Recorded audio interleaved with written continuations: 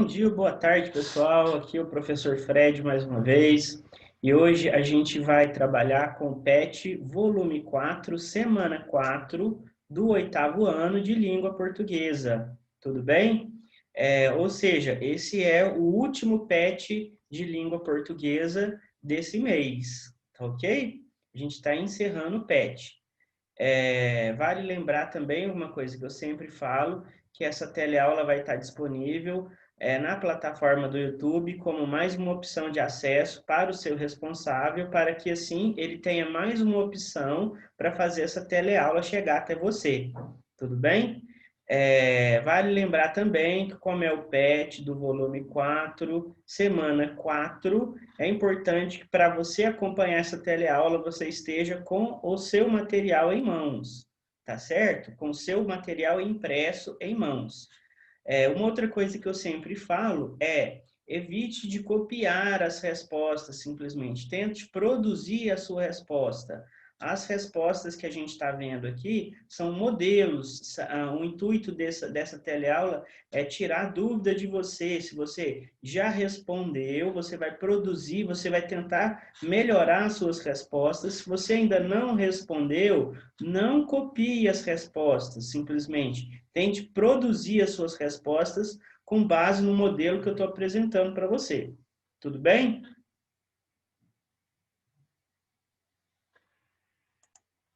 Então, vamos lá para a teleaula, tá? Vamos lá.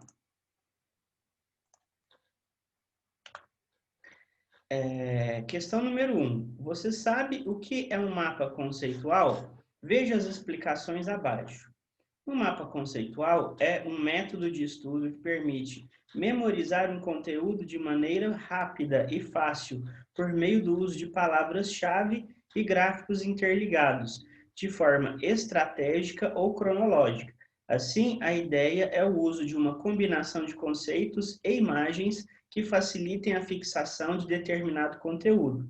Abaixo, confira um exemplo de como é o formato de um mapa conceitual. Então, a gente tem aí um mapa conceitual, o foco dele é a poluição dos rios. Então, a gente tem a poluição causada por, a poluição dos rios envolve e as consequências da poluição do rio. Então, ó, a poluição do rio é causada por esgoto industrial, esgoto doméstico e lixo.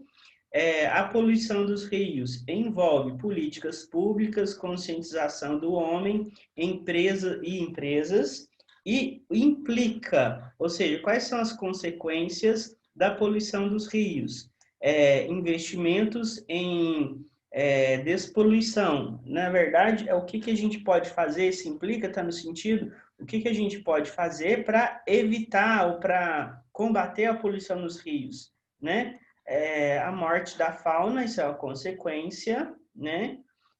Morte da flora e danos à saúde do homem. Então, o investimento da poluição é um gasto que, segundo o que a gente está vendo aí, é um gasto que a gente poderia estar gastando com outras coisas se os rios não tivessem poluídos. Então, também não deixa de ser uma consequência, tá certo? Então, isso implica realmente a consequência da poluição dos rios, tá bom? Então, o que a gente pode observar nesses gráficos aí? Que a gente pode trabalhar um tema usando linguagem verbal e não verbal, tá certo? Então, tudo isso a gente chega à conclusão, a gente tira informação da relação que a gente pode fazer dessas setas, desses desenhos e das palavras, tá ok?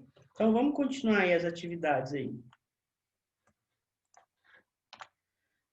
Vamos planejar a criação de um mapa conceitual respondendo as questões abaixo. Então, vamos lá. Agora a gente vai produzir um mapa conceitual.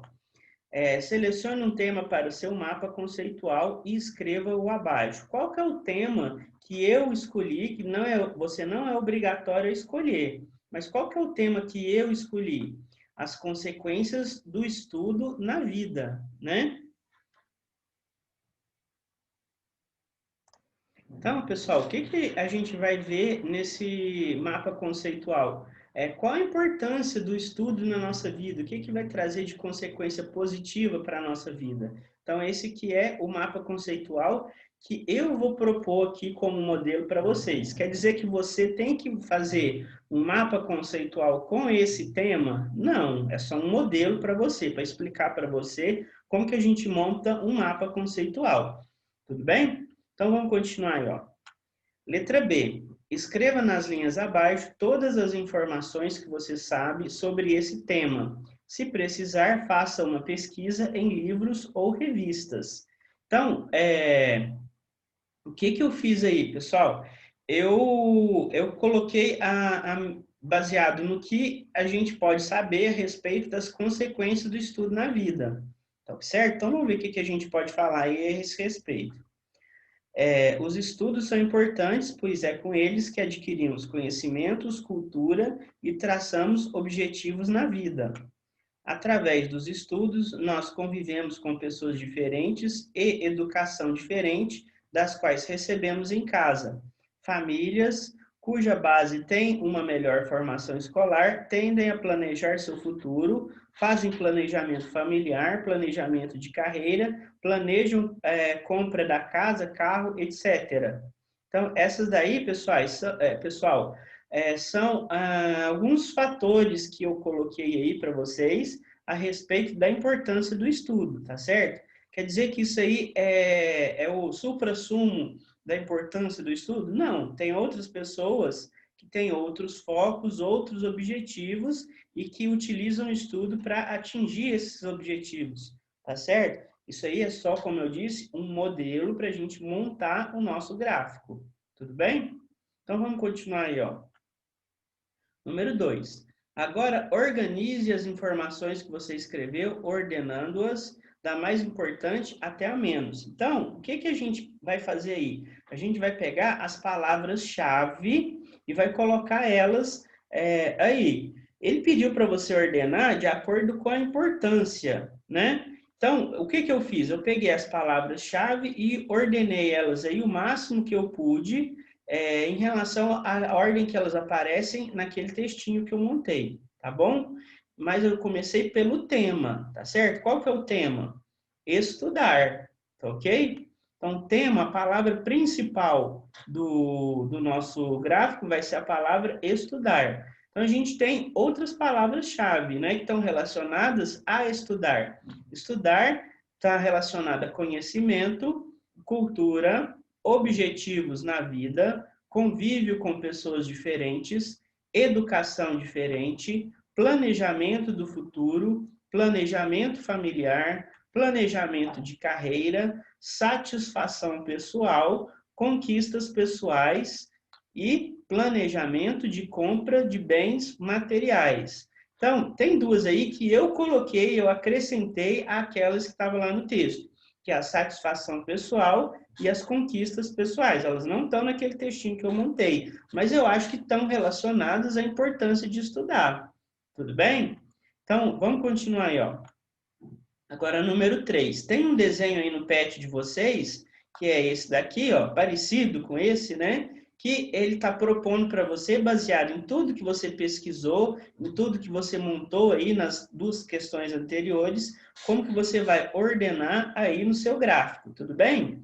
Então, eu elegi algumas daquelas palavras como as mais importantes que estão relacionadas com o foco que é estudar, tudo bem? Então, estudar, o que possibilita para a gente? Conhecimento, cultura, objetivos na vida, conquistas pessoais, satisfação pessoal e convívio com pessoas diferentes. Tá certo? Então, essas são as vantagens de você estudar, as vantagens para a sua vida. É claro que não são só essas, né, pessoal? Então, tem várias outras, mas a gente pode falar que essas são algumas das consequências de quem coloca o estudo como importante na sua vida. Tudo bem? Então, vamos continuar aí, ó. Leia o texto e faça o que se pede. O estudo científico da Lua. Selenografia é a parte da astronomia que estuda a Lua, especialmente os seus aspectos físicos. A palavra é derivada de Selene, deusa da Lua na mitologia grega. Na mitologia romana, a lua é chamada de luna, de onde derivam as palavras lunar e lunação. Na mitologia dos índios brasileiros tupi, a lua é chamada de jaci. O selenógrafo faz o estudo científico das características físicas da Lua, através de telescópios, e o selenógrafo executa observações e selenografias, fotos lunares, mapeia o relevo lunar e descreve com precisão as diversas formações existentes em sua superfície. Quando o selenógrafo observa a Lua, que vemos atualmente, na realidade, ele enxerga o resultado da consequência de incontáveis eventos que aconteceram nos últimos 4,5 bilhões de anos. Por que observar a Lua? Quando o assunto é observação astronômica, perante nosso ponto de vista aqui da Terra, a Lua é mesmo um gigante cósmico. Não é de se espantar que muitos astrônomos profissionais e amadores escolheram a Lua para ser objeto de estudo científico de suas vidas. As vantagens de observar a Lua em relação aos demais objetos do espaço são as seguintes. A Lua é o astro mais destacado do céu noturno e o segundo objeto astronômico mais brilhante do firmamento. Nosso satélite natural é a visão telescópica mais rica em detalhes, com diversos alvos num só, contendo mares de lava escura, montanhas, crateras de impacto, crateras vulcânicas, crateras secundárias, crateras fantasmas, canais, escarpas, cristas rugosas, vulcões extintos e muito mais. Ela é facilmente observável com nitidez, mesmo nos grandes e poluídos centros urbanos. Pessoal, o que eu quero que vocês notem aí, que esses tópicos que aparecerão em azul são importantes, ganharam esse destaque por causa da próxima atividade. Então, vão pensando aí nas palavras-chave que vocês estão vendo nesses três pontos tópicos azuis aí que eu destaquei para você, tudo bem? Vamos para o próximo tópico. Não é monótono observar a Lua, pois ela sempre se apresenta diferente toda vez que olhamos para ela. Nosso satélite natural mostra uma constante alteração no aspecto de suas formações devido aos seus movimentos que produzem mudanças de luz e sombras na medida em que o Sol nasce e se põe sobre seu rico relevo, criando sempre novidades observacionais. Dependendo do aumento aplicado ao telescópio, podemos obter uma visão de campo amplo abrangendo várias formações, ou uma visão específica enfocando determinada formação em particular. A Lua é um alvo enorme quando comparada a partir do nosso ponto de vista aqui da Terra, com outros corpos celestes, como, por exemplo, os planetas. É importante notar que Júpiter, o maior planeta do Sistema Solar, quando observado da Terra, tem aproximadamente o mesmo diâmetro angular da cratera Copérnicus. Para se ter uma noção mais prática, Copérnicus tem 96 quilômetros de diâmetro e a Lua tem 3.476 quilômetros.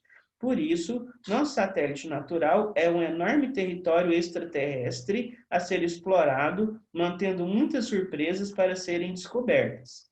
Então, como eu disse, continue observando quais seriam as palavras-chave desses tópicos que a gente está vendo aí. Tudo bem? Então, vamos lá. Questão número 1. Agora que você leu o texto com muitas informações sobre a Lua, crie um mapa conceitual com todas as informações. Use sua criatividade para fazer um design gráfico do seu mapa. Então, a gente tem aí,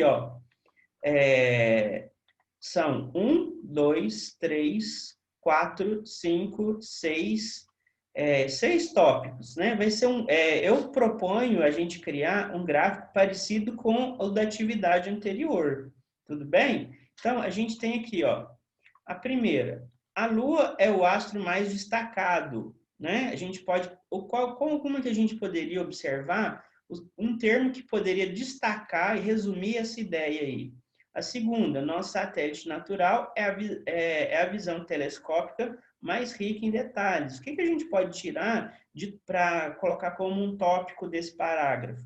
E assim por diante. Ela é facilmente observável, não é monótono observar a Lua. Dependendo do aumento aplicado ao telescópio, podemos obter uma visão de campo amplo, né? O que a gente pode tirar desse parágrafo aí que dá destaque à ideia dele?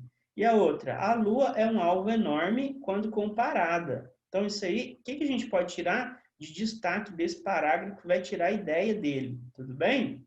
Então, como que a gente vai produzir?